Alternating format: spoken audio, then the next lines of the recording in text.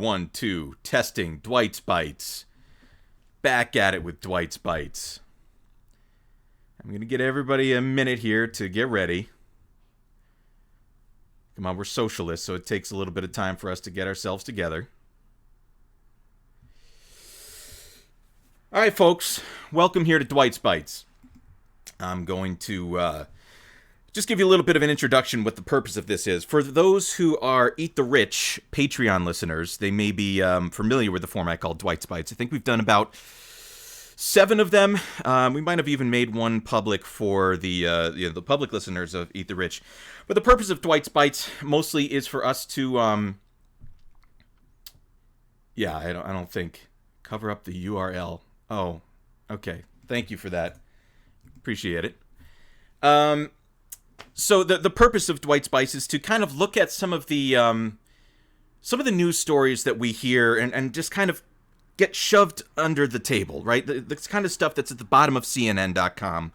The stuff that obviously it's like it holds an enormous amount of importance and impact on our lives. But it's like we're so inured and we don't even have the energy to go through some of this stuff. And so I think it's a good format for us to kind of get together. Maybe we do this once a week. And over the time of Eat the Rich, it's kind of averaged out that we do one every, month, every 3 weeks or something like that. We're going to see if we can devote a little bit of time together and slow it down and extract some of the information out of this. And now, firstly, I'd like to say, I greatly appreciate everybody that's joining us here to kind of see what the format is all about. And see if this is something we might want to do in the future and potentially even bringing on some guests. So I say all that to say thank you very much for everybody that's joining us. Now, given that we only have a short amount of time, I think we'd like to try to keep it under an hour, but as this is the first one, we'll see how it goes. I want to get into it. I want to get into the material right now. So the first one, we're going to talk about something that came out in October, but something that we're still kind of battling on the left, and we're going to work through this together. This is from The Guardian, written by Jamie Grierson.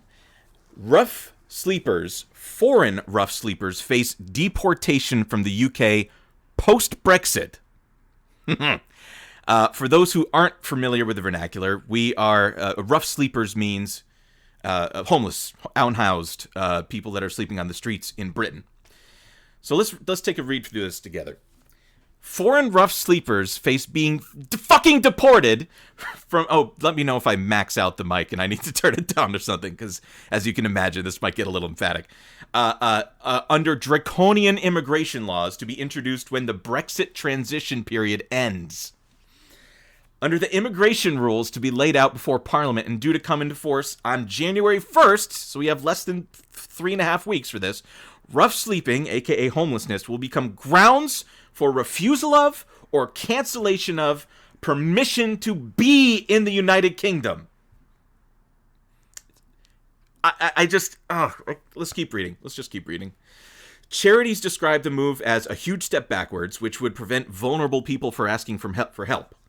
The Home Office officials are said to be aware of the sensitivity of making rough sleepers liable for deportation. It's not fucking sensitivity. It's a human right to exist on the ground that you stand on. But okay. However, getting people off the streets is said to be a particular focus of Boris Johnson and his ministers. Of course, because they, like, fucking Trump and all that shit are neo-fascists, and we shouldn't be surprised. More than a quarter of rough sleepers in the UK are thought to be foreign nationals. In 2000, which is like, I'm sorry, we just have to stop and think about that for a second. Because if that's the case, then that means that they're spending their time, instead of focusing, let's just say cynically, they wanted to focus on only UK citizens that were experiencing homelessness. They're dominating the space. Instead of talking about actually solving the issue, they're dominating the space by talking about deporting the quarter of those that are foreign. That's fucking sick, but, what do we expect? In 2019, official figures show that 22% were from the EU, while 4 were non-EU nationals. Within London, this rose to 42% and 7%, respectively. The Home Office said the rough sleeping rule would be used sparingly as a last resort, and in circumstances where, for instance, people had been offered and refused support. All right. Just think about that for a second, because it's like what they're trying to create the narrative here is like, listen, we tried to help them, we tried to do the best that we could, but unfortunately they just didn't take our fucking, our concrete floors and our pittance and our unsafe environments in which we're trying to have them housed. So fuck that narrative. And such as accommodation or help with welfare or a return to their country of origin. Yes, they weren't returned to their country of origin where they, had to flee in the first place. But the policy is expected to be highly divisive. In 2017, a Home Office policy to deport rough sleepers from countries in the European Economic Area was ruled unlawful by the High Court after a challenge brought on behalf of 2 Polish men and a Latvian. Polly Neat, chief executive of Shelter, said, "If true, this appears to be a huge step backwards from a government that says it wants to end rough sleeping, obviously, seeking to deport people for the sole reason that they are homeless will undoubtedly mean fewer people coming forward to help." Yeah, obviously.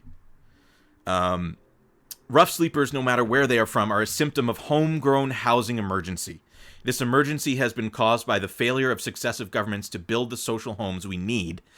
Investment in social housing will solve this emergency, not punishing people for being homeless.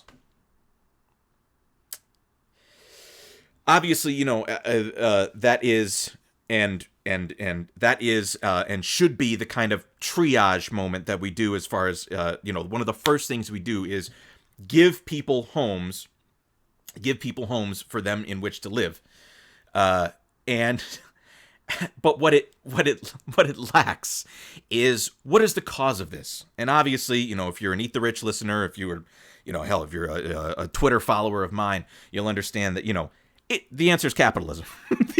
the answer is capitalism that, puts people into the fucking the Thunderdome of capitalism that, creates this system in the first place. So anyway, we're going to continue here. I would like to just we're going to skip some of this just in interest of time because we're running a little behind schedule. This one, I read this earlier. Thank you, Lodane. It's true. Dwight comes out as anti-capitalist. I read this earlier, and this is how... When we think about the narrative of saying, like, why don't you just come here legally?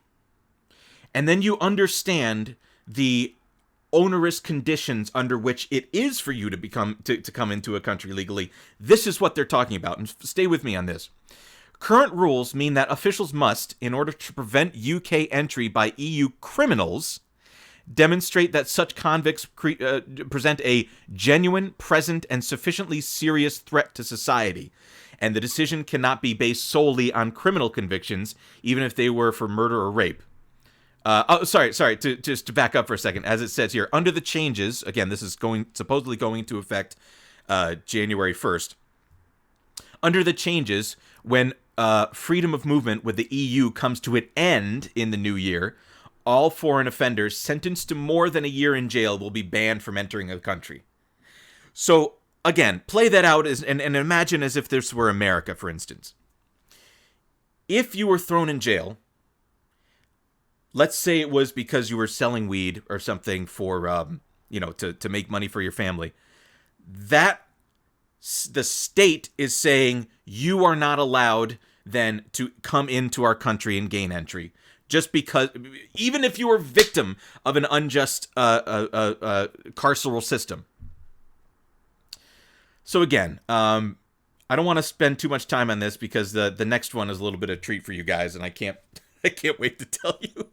But look, we have to keep our eye on this. A good friend of Eat the Rich said a great quote, which was, "The UK simultaneously has better and much worse politics than the United States does, and this is no different. You know, Boris Johnson and the Tories writ large, and the the increasingly crazy Labour Party are still in the throes of burgeoning neo-fascism, and this is one of those. This is one of those things.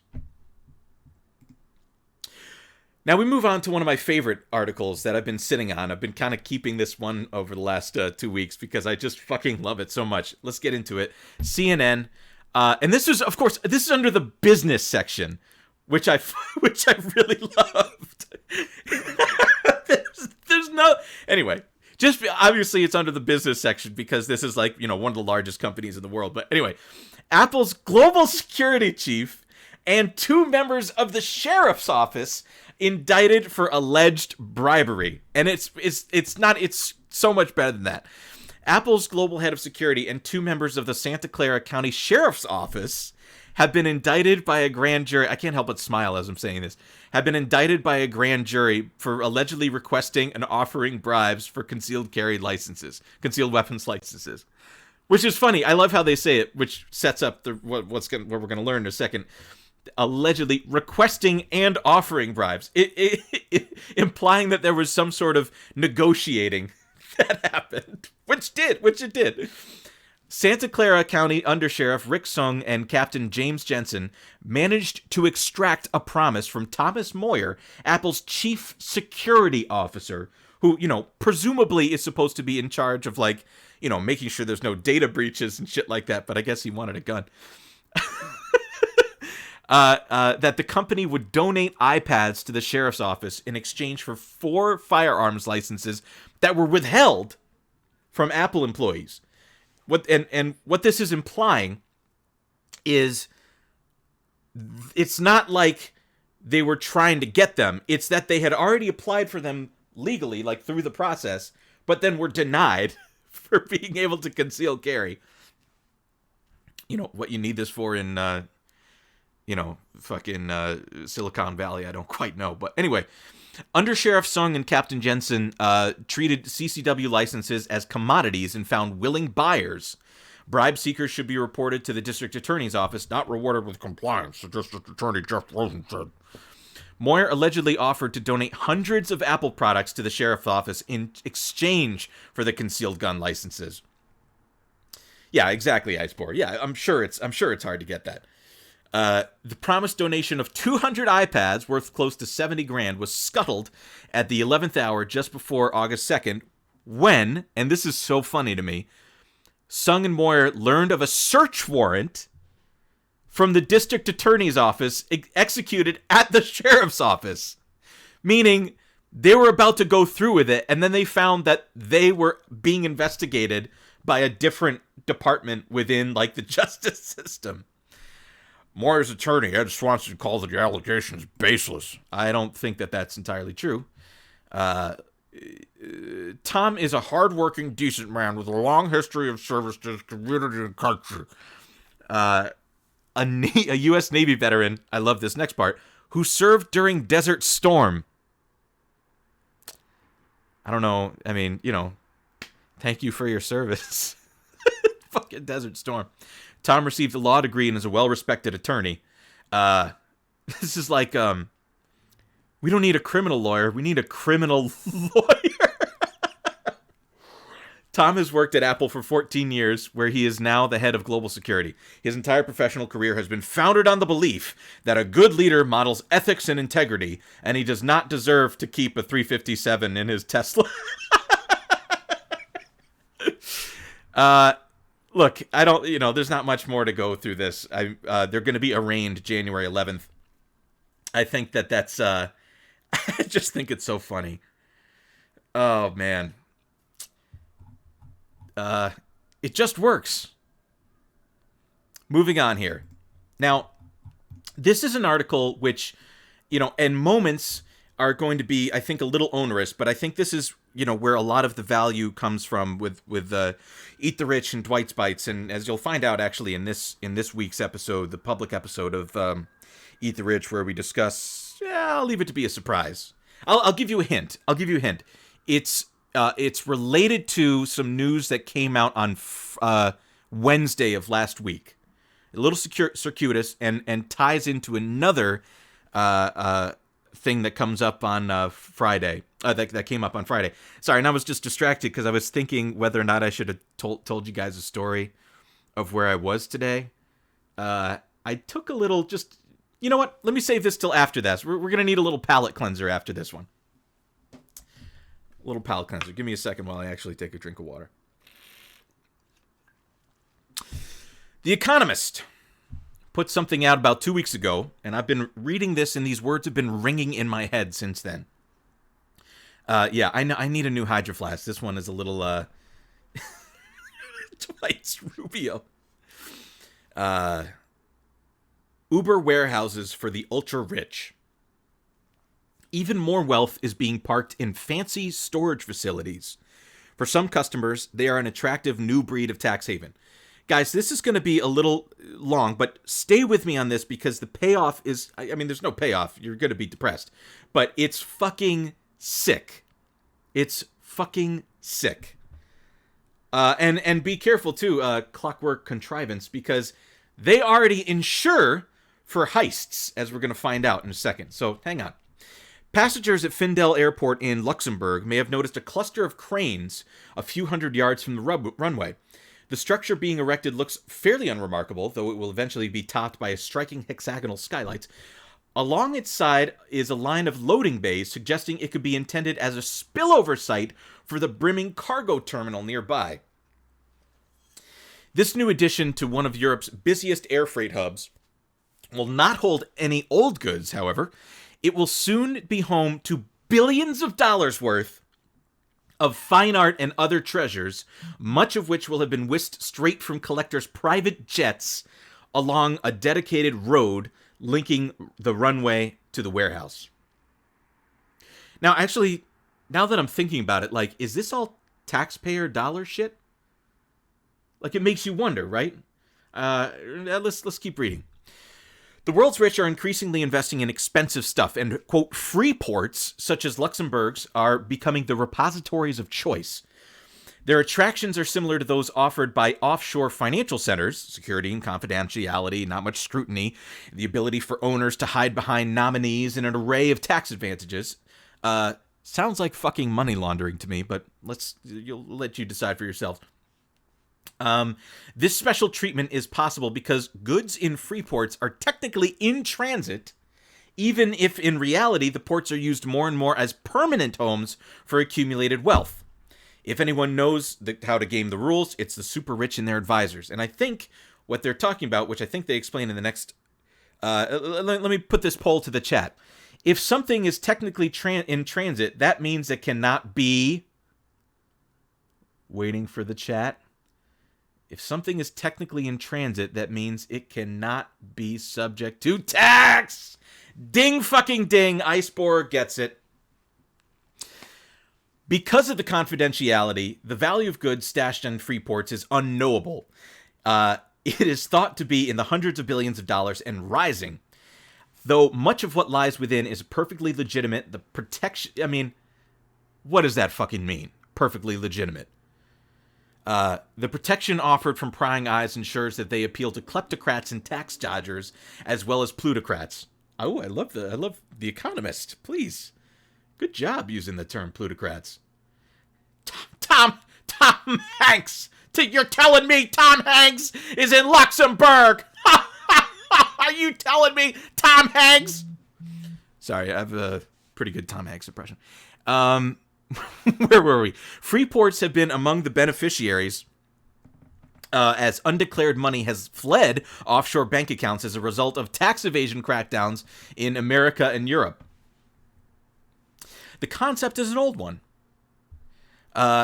Originally free ports, also known as bonded areas. And let me stop here for a second. And let me just explain something about customs clearance and how this kind of works, at least in America, and my understanding about America. In order to gain entry into the United States, you have to place a bond with the Department of Commerce, the U.S. Customs and Border Protection, shit like that. And you need to give them like a surety bond to say like, hey, I'm putting up some money so that this piece of good can enter the United States. Now, there's two ways to do that. One, you can have somebody import it for you on a one-time basis, in which case it costs, several $1,000s, I think. Or, and obviously depending on the cost of the good, that may or may not be worth it. Or you can buy, I think it's a yearly bond, wherein, and this would be done through like a freight forwarder or something like that, or a customs clear. You can spend like something like $800 and be able to import an unlimited amount of goods into the United States. So when we talk about a bonded area, that means an area that houses these sorts of goods. Oh, here we go. Dwight's getting fucking tedious. Originally, free ports were used to house commodities on the move, and later manufactured goods as well. In the past half-century, more and more of them have moved upmarket, a trend that has accelerated recently as an investment in art and other valuables has upshot. Oh, just in reaction to what... firstly, Parlor fan, I'm definitely not doing a Chet Hanks impression. Secondly, Hi-Ho Chi Rhino... where's the goddamn mob? I try not to give like personal anecdotes on Eat the Rich because I just don't think it's important, and it detracts from source material, which is literally what I'm doing right now. But I remember being in a warehouse once, like at a port, and I was like alone. I was meeting someone there, something like that, and I saw there were two. This must have been in like 2013 or 14 or something. There were two Mercedes S500s, or maybe they were S550 AMGs, one black and one white, just parked right next to each other, and no one else was there. And I was like, all right, I'm not feeling safe. I should probably leave, because I'm going to get whacked. Jimmy's going to come out from behind and take my freaking head off. So anyway, let's speed this up a little bit, because there's some stuff towards the end that I think would be a little bit more interesting that I want to get to. The goods they stash in the free ports range from paintings, fine wine, and precious metals to tapestries and even classic cars. Data storage is offered too. Clients include museums, galleries, and art investment funds, as well as private collectors. And I will just say this, and I'll make this somebody on TikTok that I admire a lot, Mellow Dog, I think mentioned something like this. It was like, art collecting is just money laundering. like I'm sure that there's somebody that really appreciates the art and the neoclassical brushstrokes and shit like that. But come on, most of this is fucking money laundering. I'm just going to skip down just in interest of time. I want to go down a little bit farther. Luxembourg is not alone in trying to replicate this success. A free port that opened at Chiang Mai Airport in Singapore in 2010 is already close to full. Now, okay, so it says, I'm just going to kind of skip here. Some of this stuff, the free ports are really nice. These are going to be climate controlled, so you can rest assured that, like, your freaking Thomas Crown Affair shit isn't going to waste. But to help expand private client business, Christie's, an auction house, has leased space in Singapore's free port, which also houses a diamond exchange. Access to strong rooms with biometric reading. Like, this is born supremacy shit.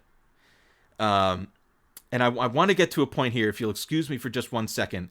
I want to get to a point that you'll really understand how fucking crazy this is. Wealth piled up in free ports is a headache for insurers. The main building in Geneva holds art perhaps worth $100 billion. The Nomad art dealing dynasty alone is said to have dozens of Picassos there. More art is stored in Geneva than insurers are comfortable covering, says blah, blah, blah, blah, blah. Which is like, I'm sorry, but what the fuck is art for if not to be viewed and enjoyed by the public? Like, tell me if I'm fucking wrong, but it seems like this should be, art is supposed to be enjoyed. Thank you, Clockwork Contrivance. Private art is a crime against the humanities. Yes. Especially, for art created, and I will throw, plenty of museums under the bus for this one, art created by indigenous people that is in a different country being gawked at in a museum somewhere. Give it back. Give it back to the country of origin. Give it back to the people that created it.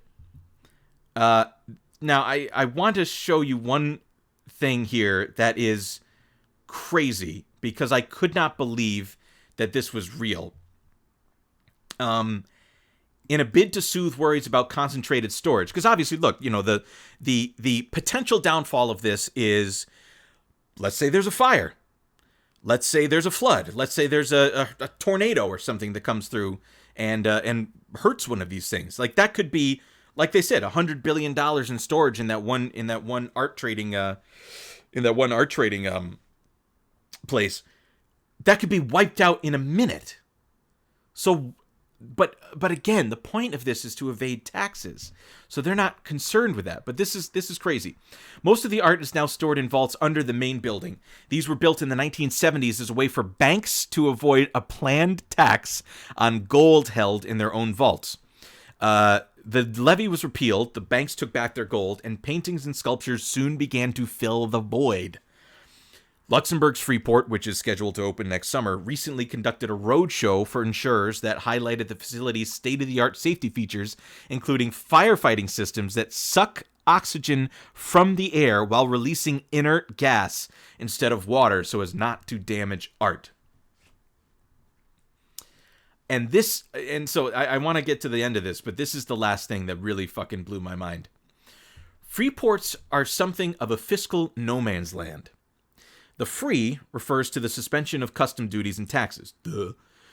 This benefit may have been originally intended as temporary while goods were in transit, but for much of the stored wealth, it is, in effect, permanent, and there is no time limit.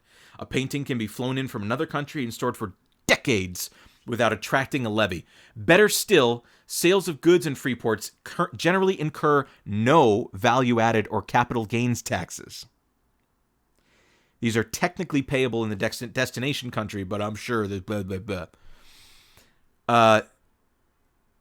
Yeah. So let's wrap this up without getting too far into this.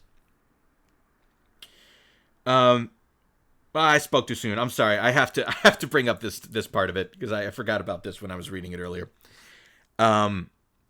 According to reports, some Swiss banks are running short of safe deposit boxes and imposing stricter conditions for renting them. For instance, that a client has to have at least $3 million in a deposit or investment account. Some disappointed clients are renting boxes in hotels. Others are traipsing down to Freeports. In July, an employee at Geneva's Freeport told a reporter from Der Spiegel that scared customers were moving money from banks to cities' warehouses. I'm going to read that again. Scared customers were moving money from banks to warehouses. What do you guys think would be the impetus for somebody to move money out of a bank and into a warehouse? Yeah, what's up? Line goes down. Obviously, and especially as is the case with Switzerland, which is, it's laundering, right? It's laundering. Hide it from the government. Stop it from being taxed. All of the above is the correct answer. Keeping it away from regulation, keeping it away from having it be taxed and have, God forbid any benefit go back to the, the country of origin or the people or the workers of that country. I think what we're seeing with this, and I'll just cut to the chase with this, is a complete metastasization. And to answer the question, I see Otto Baby. Yes, there may be no interest in storing cash, but what would be the cost of laundering it, right? 15%, 20%? What would be the cost of, so, yes, maybe they're not earning, I don't know what a Swiss bank earns for fucking interest, but, in the United States, it's like a 0.5% if you're lucky. Interest rates in the United States are about as low as they can go, so of course, the opportunity cost to even do something with it would be all the more costly. Forgive me if you hear any creaking or anything. I'm literally recording on an ironing board. So going back to kind of wrapping this up, I think what this is a symptom of, because again, all of what we're seeing are just, all these that I'm showing you are just symptoms of the larger issue, which is, globalized capital, and capital interest. And this, what we're seeing here is like a metastasization of capital interests from around the world. I'll just say capital C, capital broadly, right? Money that is finding ways to avoid regulation and any government eyes. Because there's only one entity, aside from people on the streets with, I don't know Twitch's terms of service, so I'm just going to leave it with, I'm going to leave it with people in the streets. Barring people on the streets, separating people's body parts from each other, the oligarchs and stuff, which is plenty of historical evidence to suggest that it can happen, has happened before, and can happen again. Barring that, yeah, okay, so I'm going to play it cool with Twitch.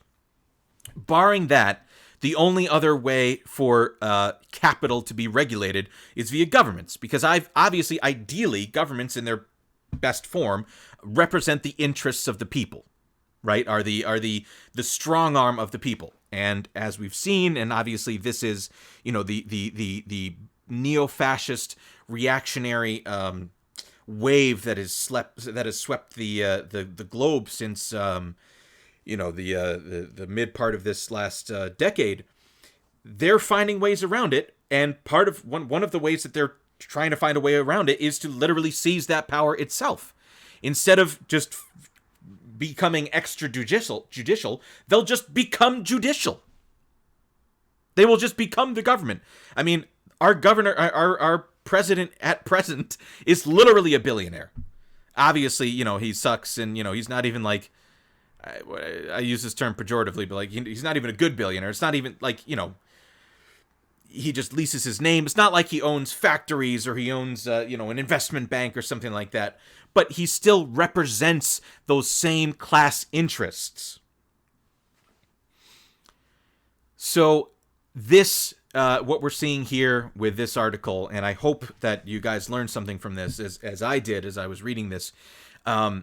This is another way in which capital can hide their money, skirt any public oversight of wealth. And of course, as is the case often in Switzerland, most of these people are money laundering in a way that, at the least, stops any sort of benefit from coming back to the workers in the countries of origin. And I'm sorry, and I have to make this point too, that's just like so crazy. Taxes, like, these people aren't even using this. That's what's fucking sick.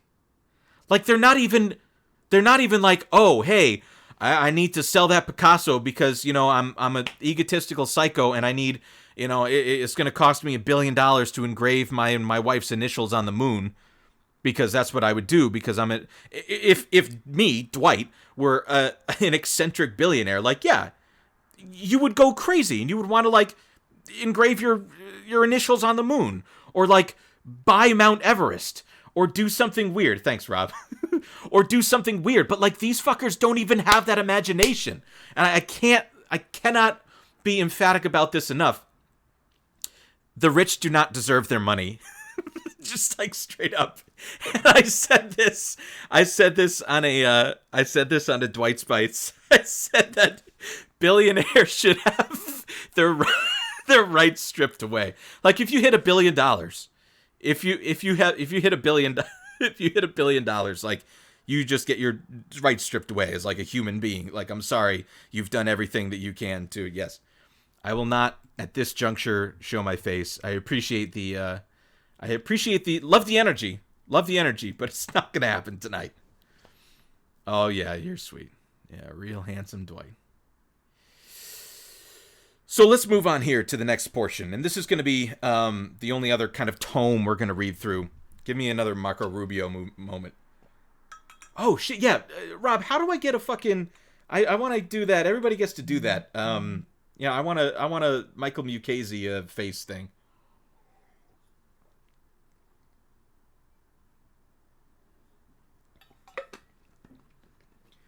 Oh, you guys are so curious. Dwight OnlyFans. All right.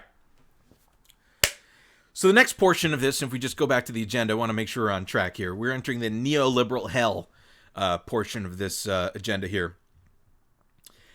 How Biden's foreign policy team got rich. Now, this came out in July.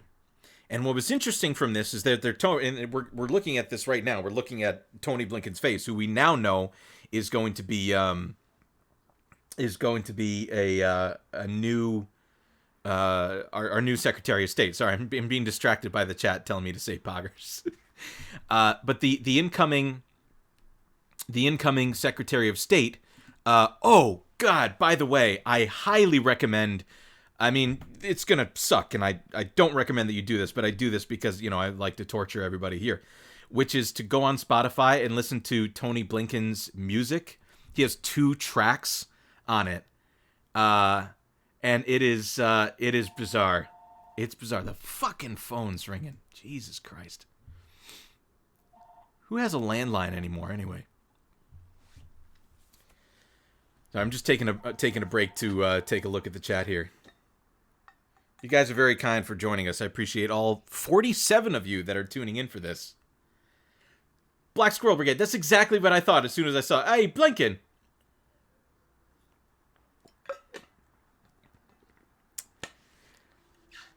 So let's get into this here. They had been public servants their whole careers, but when Hillary Clinton, remember her, lost the 2016 election, 2 departing Obama officials were anxious for work. Trump's win had caught them by surprise. And I think what the thinly veiled thing there with Trump's win had caught them by surprise means they did not count on a departure from neoliberal corporatism, right? Sergio Aguirre and Nitin Chadha had reached the most elite quarters of U.S. foreign policy. Aguirre had started out of school as a fellow in the White House, and a decade later had become chief of staff to the UN ambassador Samantha Power. Chadha, who had joined the Pentagon out of college. Can you imagine joining the Pentagon out of college? That's like your most idealistic time. Like your most idealistic time where you're just like have so much passion and so much energy, and you fucking join the Department of Defense. Christ. And anyway, he became a Secretary of Defense, a key advisor. Now he had a long shot idea. They returned to an industry of power brokering, little known outside the capital. Strategic consultancies. Yes! And what that really means, what it's really meaning, when we talk about strategic consultancies or management, I'll cut to the chase here, management consultants and all that shit, like Booz Allen Hamilton and all that. What it really means is finding capital efficiency. And that's what management consultants do, and we talk about that in... I don't remember. We talked about that in a recent episode. I don't know if it's the one that hasn't come out yet, but I think it might have been a Patreon episode. But the strategic, the management consultants, they're like this. They're meant to be a third party, like an objective third party. And as Shane pointed out, like they are paid. They're like paid $1 million to just think of the most sadistic shit, right? And obviously, a lot of that comes down to, labor management and labor relations between labor and their employers. And of course, it's an out for management to say, well, the consultants told us to do this. We're not bad people. We understand you're about to get fired before Christmas, but it's got to be done for the company and the shareholders. Blah blah blah blah blah. Anyway. Strategic consultants, and I will allege this right now, and there's another thing I've learned from Shane is, and Chris for that matter, is, you can just assert things. Like, you could just say things. You could just assert things and make it true. Strategic consultants, and as we'll learn from this, they are tailor-made as management consultants are, but tailor-made specifically to extract shareholder value on behalf of their clients when their clients are doing business with the United States government, right? That's why Chadha is there, because how much does the Department of Defense do? How much does the Department of Defense do with private corporations, right? How many defense contracts go to defense contractors? I mean, there's a reason why, and we talked about this when Carrie was on, where we did the Lockheed Martin episode. Real heads will know Martin Marinara. That, defense companies like Lockheed Martin and, Northrop Grumman, Raytheon, and all that shit are looked at as safe bets in the stock market in times of security turmoil. I mean, when I say securities, I mean like stocks and shit, securities. Anyway, so let's move on here. At the outset of the new administration, high-ranking officials often join one of a dozen such firms, which are surprisingly bipartisan in their makeup. Oh, look at that. We're all fucking in the same meat grinder. To help companies navigate the areas where the relationships give them power. The model was pioneered by friend of the show, Henry Kissinger, who through Kissinger Associates represented American Express and Coca-Cola among other banks and transnationals. I think that Coca-Cola is more better than Pepsi. In Beijing, Washington, and developing countries, strategic consultants help corporations manage tricky regulations, potential crises, and new markets. Their behind-the-scenes work in world capitals can look a lot like lobbying, because it fucking is! The problem for Aguirre and Chadha was that neither man has a marquee name. Chadha realized that the latest crop of senior officials hadn't yet started their own named consultancies. The thought for us was to build a living and breathing platform with those who are enthusiastic about serving again. Staying up late one night, they drafted a plan and came up with the first target they would pitch. So let's pause here for a second. Let's understand what's happening here. These two guys recognize that they're faceless, right? They don't have a face that companies or operators in these kind of public-private companies would recognize. So what do they need? They need a brand. And the first person that they and like we set up in the beginning of the article, a person like A. Blinken, like Tony Blinken, didn't even know he was going to be without a job. He thought he would have just waltzed into a Clinton administration, or be adjacent to that. So these guys, and I will give them credit for being fucking shrewd, they saw this as an opportunity. Michel Flournoy had served as Undersecretary of Defense for Policy from 2009 to 2012. Vote! Both Aguirre and Chadha had known her well in the Obama administration. Since leaving office, she'd spent several years in consulting and was hitting her stride. With Flournoy as senior advisor, Boston Consulting Group defense contracts grew from $1.6 million to $32 million in 2016. Before she joined, according to public records, I'm getting close to the mic now because I'm trying to be scary about this because it's fucking terrifying, BCG had not signed any contracts with the Defense Department. What does that mean? That means that she was able to walk in and through her connections alone, what a meritocracy we live in, through her connections alone, she was able to take $32 million of your fucking money. Of your money. That's my money. That's my tax money. And instead of giving us fucking Medicare for all, all this is coming down to is a goddamn capital efficiency thing. Flournoy, while consulting, joining corporate boards and serving as a fellow at Harvard's Belfer Center, more like Belcher Center, had also become CEO of the Center for New American Security in 2014. The think tank, it's not even like in her case, she was jarred by the Trump administration. She left, this was during the Obama years. She had an opportunity to stay as, quote, a public servant, but she was like, no, fuck that, let me get my check. The think tank had an annual budget of about $9 million and defense contractors donated at least $3.8 million while she was CEO. By 2017, she was making 450 fucking thousand bones a year. Not bad coin. If a Democrat were to win office, she would likely become the first woman defense secretary.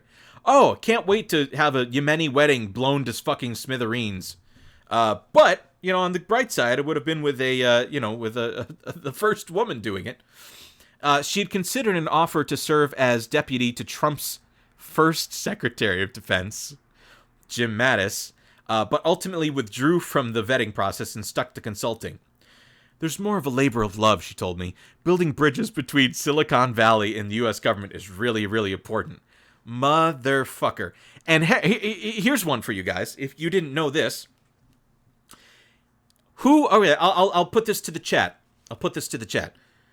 What company was Jim Mattis on the board of? What Silicon Valley company was Mad Dog Jim Mattis on the board of? I'll give you a second to think about that while I take a Marco Rubio sip. What Silicon Valley company was Jim Mattis on the board of? Ding, ding, ding! Line goes down, gets it. Theranos. The fucking money... fraud. It's fraud. It's fraud. It's a fraudulent company. And why was he on the board?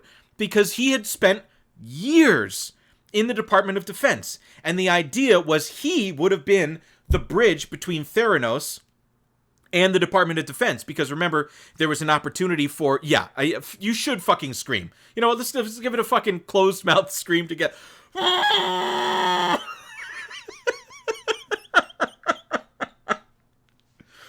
It's so bad.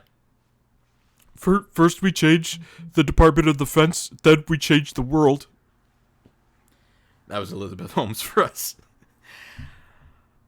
Intrigued by Aguirre's and Chada's idea of starting her own shop, she had one condition. Find another big name so it wouldn't just be Flournoy and Associates. They needed another co-founder. Establishing a new firm was an investment and a risk, and many Obama officials were already spoken for. Some headhunted by where the hell was I now? I'm just gonna keep looking over to the chat. I got distracted. Some headhunted by corporations or consultancies, other returning to academic appointments or finding respite in research institutions, wearing all those same hats at once. Which, by the way, I was thinking about this today. Wearing all those same hats at once.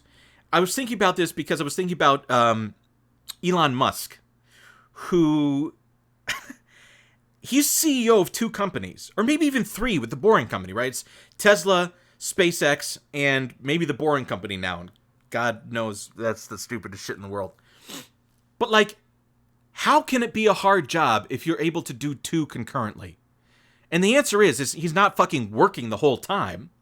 These people aren't working the whole time. He's fucking tweeting dumbass shit while he's stuck in LA traffic. Come on. Yeah, Solar City. Flournoy could carry her own private practice, but she didn't want a firm with her name on it alone. The trio reached out to defense and intelligence honchos, but with no luck. Then a particular Washington fixture came to light.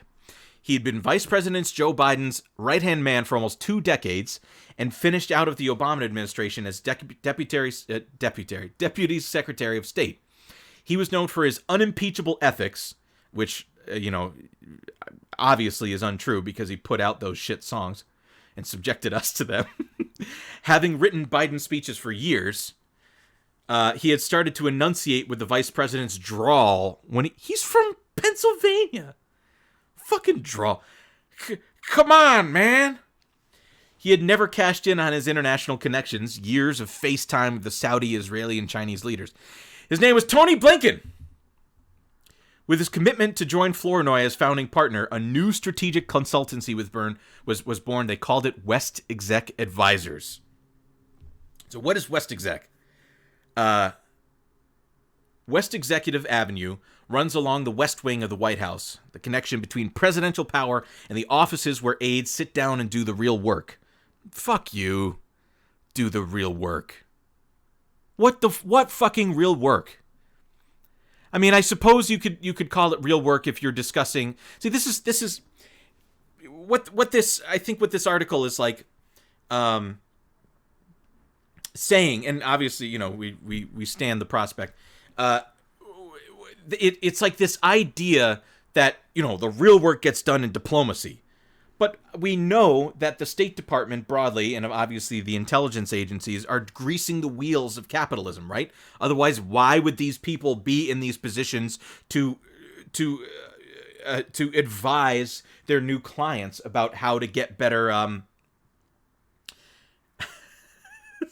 sorry, I'm having too much fun with this shit. My idea was this would be dry and boring, but you guys are really having fun. Oh, this is good. The Obama campaign... Oh, thanks. The Obama campaign in 2008 made a pledge to exclude lobbyists from policy deliberations and, once in office, policymaking. Lobbyists are not bad people. The special interest groups are not bad people, but they are corrosive. I know all about corrosivity. You take a straight razor, you put in some rainwater, and you bang it on a curb. That's gonna cut you. It's gonna cut you bad. I'm gonna make you dead. And you're gonna get tetanus. You gotta get a vaccine. You're gonna get lockjaw. I'm stopping myself here. Biden was the most modest vice president in recent history, coming into office with a net worth of less than 150 grand, which is a hell of a lot more than Americans. But afterward, he made big money, profiting from a multi-million-dollar book deal and earning $540,000 annually from a University of Pennsylvania center named for him that doesn't involve any teaching. That is fucking hilarious. That is fucking hilarious. He didn't even show up, and they gave him $500,000 for his name. Oh, shit. I don't blame Hunter Biden.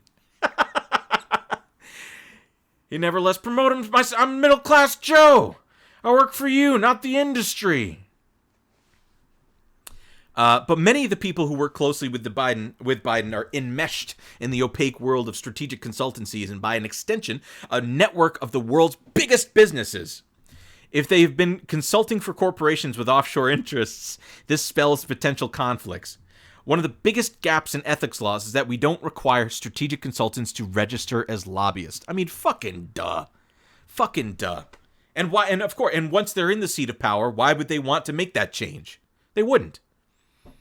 So let's move down here, because there was I don't want to spend too much time on this because we're running a little bit late, but there was something that caught my eye that really just got me.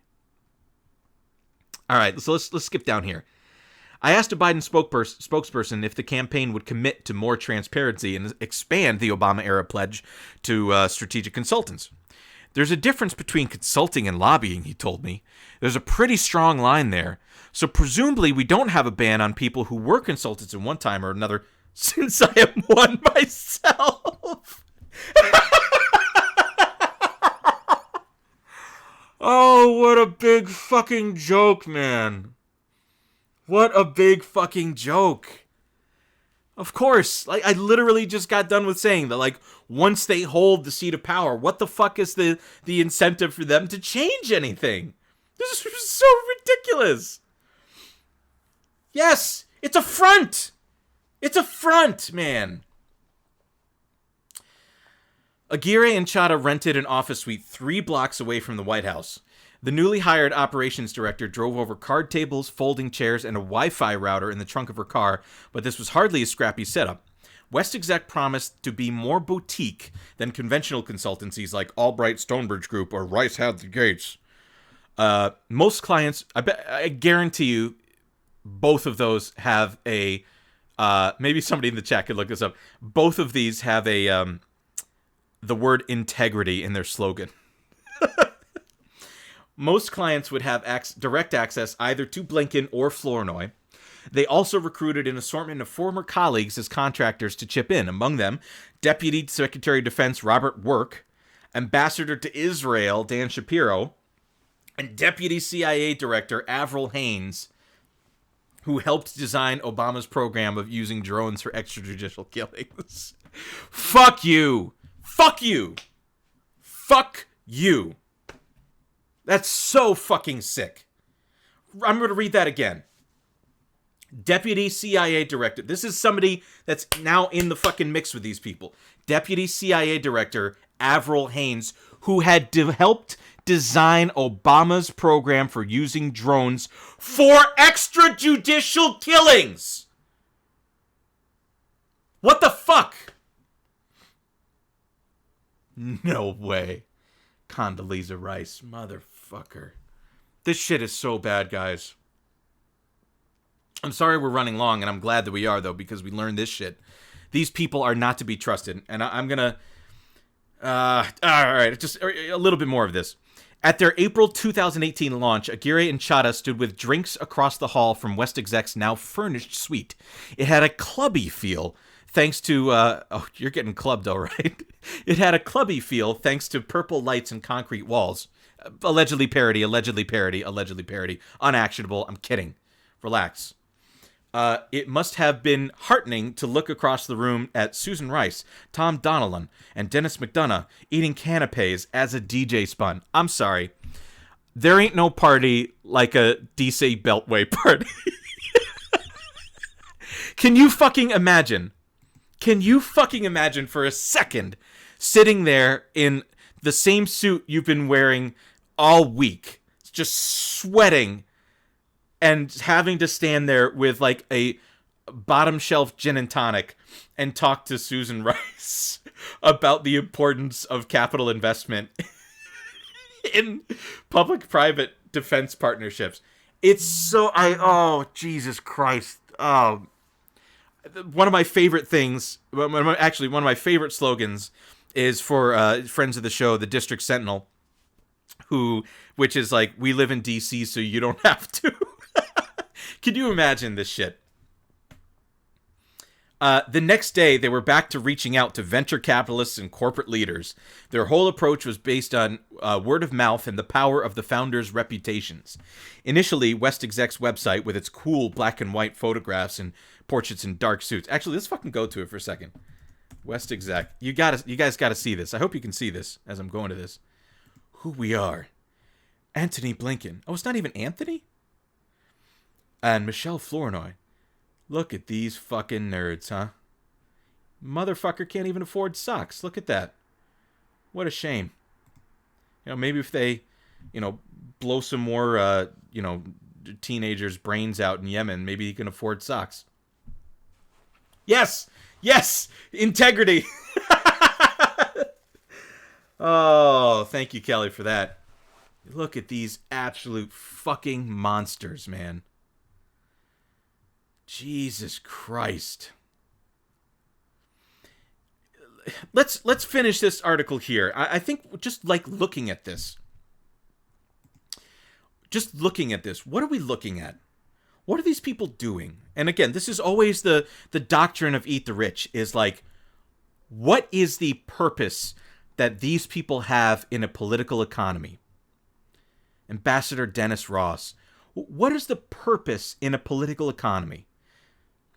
And the purpose that these people have, and I'm going to distill it for you, and I'd like to know whether or not you agree with me. Actually, if you don't say anything. The purpose of these people is to transfer our tax money into the hands of shareholders of publicly traded contractors. All of their expertise, no matter how many... Let's look at Matt Waxman. What did you do, Matt? What's your story? Senior advisor. Matt is a graduate of Yale College and Yale Law School. He studied international relations as a Fulbright scholar. What has your life become, Matt? Your life is to take money away from Medicare for All and give it to the fucking, like, Mason Verger.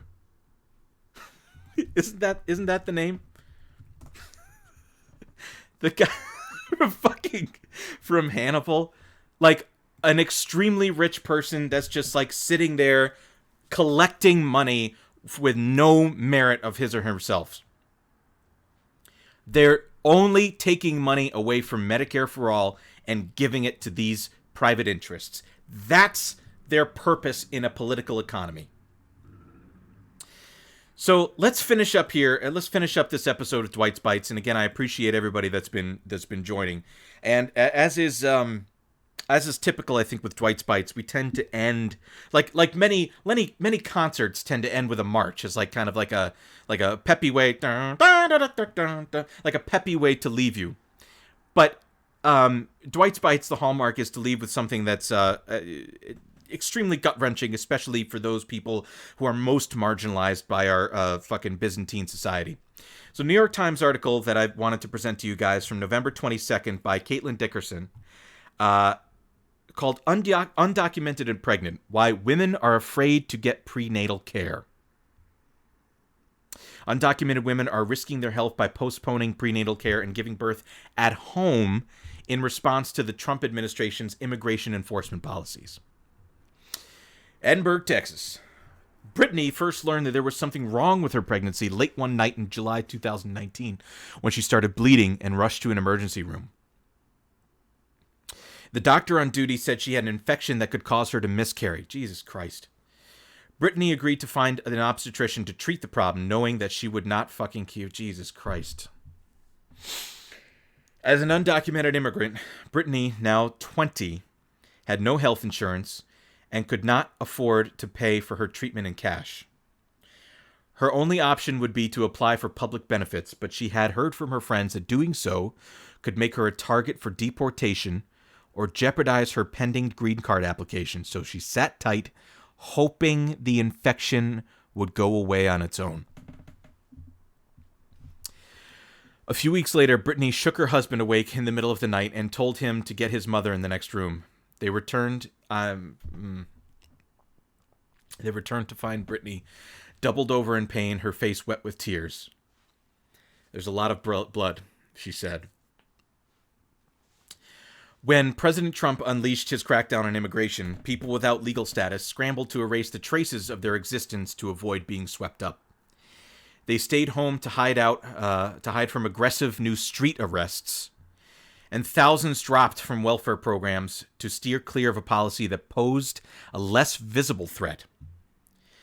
Under an expansion of the limits on public charge, quote, public charge, the administration said it would withhold legalization for undocumented immigrants who had used certain public benefits. Fuck!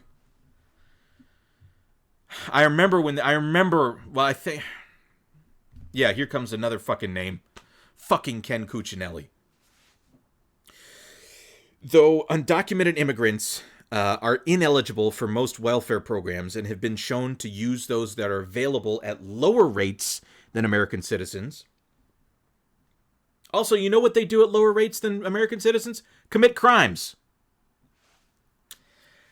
The Trump administration said the expansion was necessary to discourage people who could not support themselves financially from moving to the United States. As if that's their fucking fault. Fuck this guy, dude. Give me your tired and poor who can stand on their own 2 feet and who will not become a public charge. I remember when he fucking said that. And he did that on like MSNBC or CNBC, CNN or Fox News, something like that. Ken T. Fuckinelli, the second, the acting director. God, we could have been done with the first. Like the one was bad enough, and we had this second fucker. The policy contained exemptions for some vulnerable groups, including pregnant women. Exemptions for pregnant women. But doctors and public health officials said that many undocumented women are convinced nonetheless that their chances of legalization will be diminished and worry that immigration officers who are often seen at hospitals along the border could target them for deportation. And what is it? I'm just going to pause here. I mean, what this really says is, how do we allocate healthcare in this country? Not only are we saying we allocate it on your basis of whether or not you're able to pay, but we allocate it to you based on your documentation status. And that is fucking sick. The result, they say, is an escalating climate of fear that is having disastrous consequences for the health of pregnant women and their babies.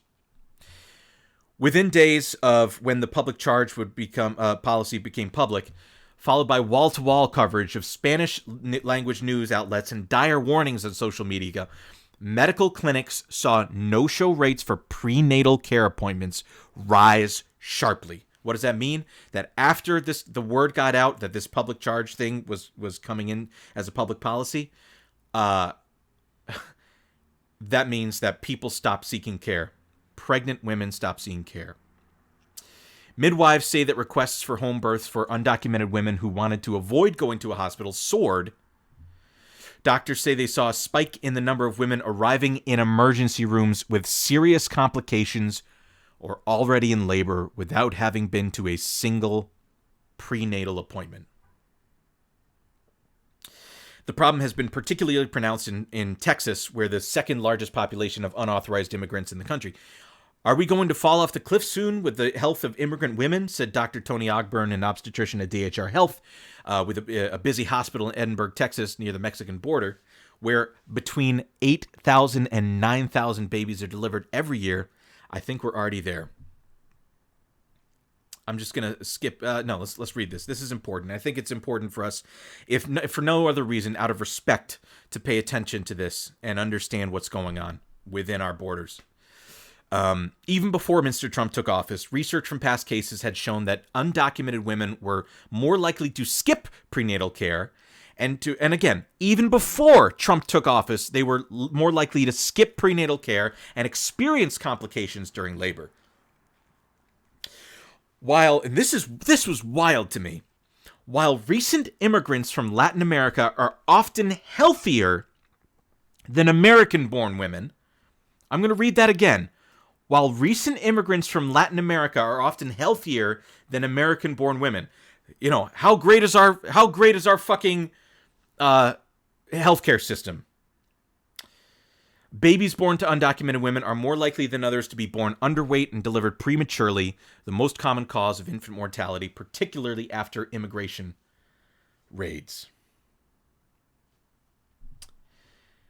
I am happy about that. Hi-ho, Jiro.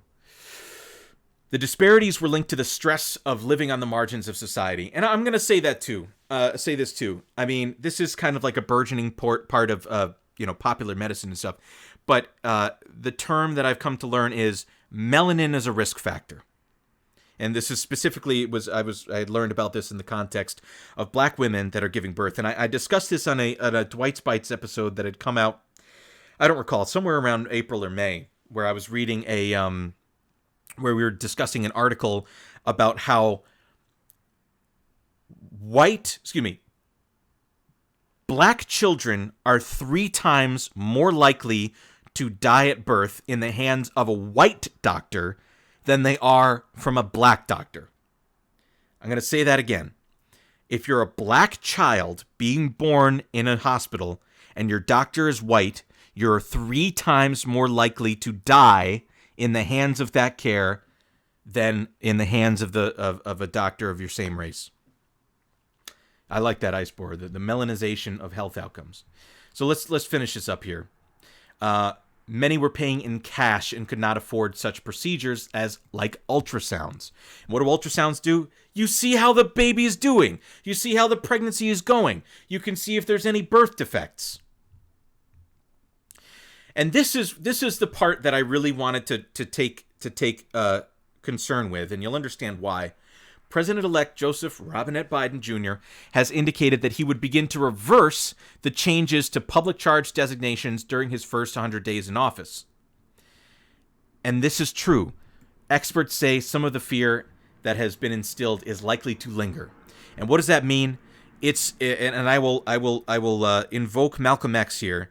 And I'm going to paraphrase, but it says something along the lines of, if you stick a knife in my back and pull it out 2 inches, that's not justice. That doesn't heal the wound. Right? It's not enough to just stop the things, the things that are supposedly happening, but which isn't going to solve the problem.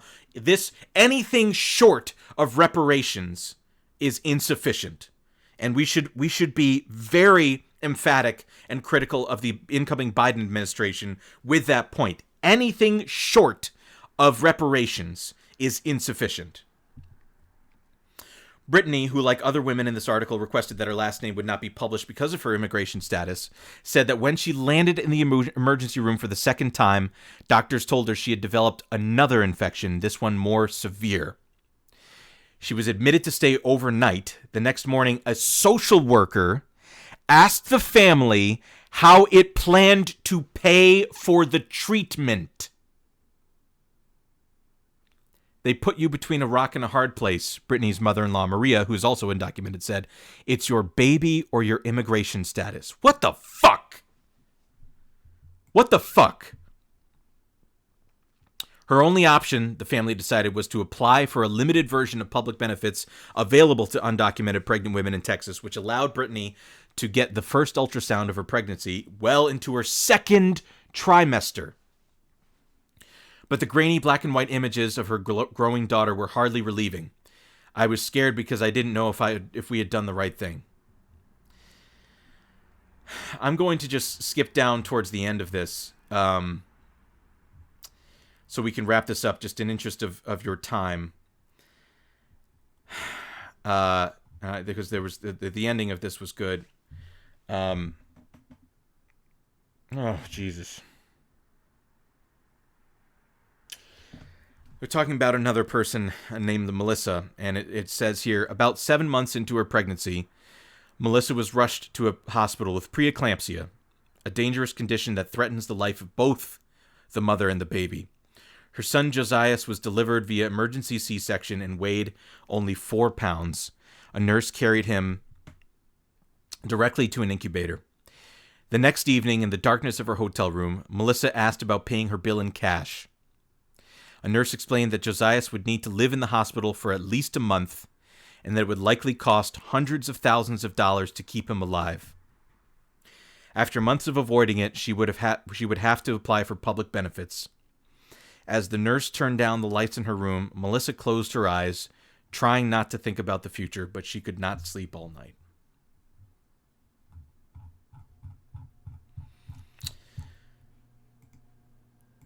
So that's the story here. And that's the last episode. I'm going to go back here to the beginning here of our Dwight Spites agenda. We covered it all. We covered what we wanted to do. We did it about an hour and 12 minutes. Look, guys, that's the end of this episode. I really hope that you have stayed with us and have appreciated kind of the things that we've learned. Just to recap, between the burgeoning neo-fascism and the fascistic act of deporting people based off of their economic status and their deportation status in Britain. Apple's fucking insane CCW bribing scandal. The legalized money laundering that is going to, again, this is the plutocrats around the world continuing to hoard money in order so that it does not get taxed and keeping it away from us in this kind of cynical zero-sum game that they're doing. Biden's profiteers, what we didn't know from that was that since it was written in July, we didn't know that he was going to be fucking Secretary of State. After advising, spending all this time advising companies how they can take our money. And then, again, and I think this term is apt here, nationalized infanticide. I'm gonna cap it off here. If you have any questions, feel free to say so in the chat or so. I'm gonna go get a drink of water and collapse on the floor after listening to that last fucking article. I greatly appreciate everybody joining us. And I hope that, if we do this again, perhaps we can have a guest or something like that, and we can kind of talk through some of these articles in the future. I greatly, greatly appreciate everybody for joining. So with that, I will say stay cool, folks. Until next time.